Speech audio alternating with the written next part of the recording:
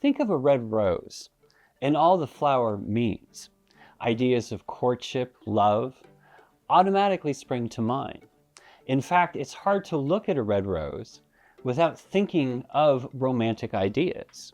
The flower itself is indeed a symbol of those very concepts.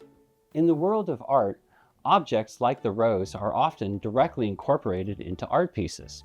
Artists will use unaltered objects to highlight their historic, emotional, or symbolic qualities, in addition to their aesthetic qualities like color, shape, and form.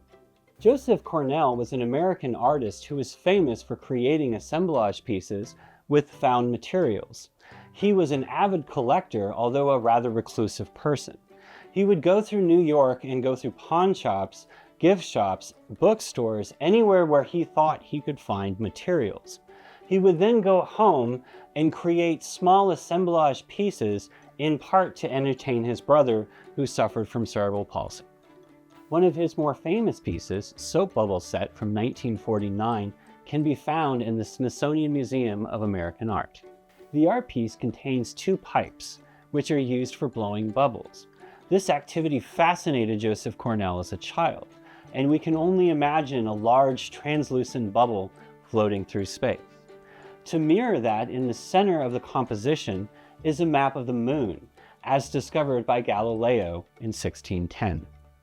We can only imagine the moon floating through the sky, very much like one of the soap bubbles. And this idea is enhanced even further by the small white ball that is contained within the frame. Joseph Cornell then went on to take two small glasses and put a piece of stone and a piece of coral in each of them, one to symbolize the earth and the other to symbolize the ocean.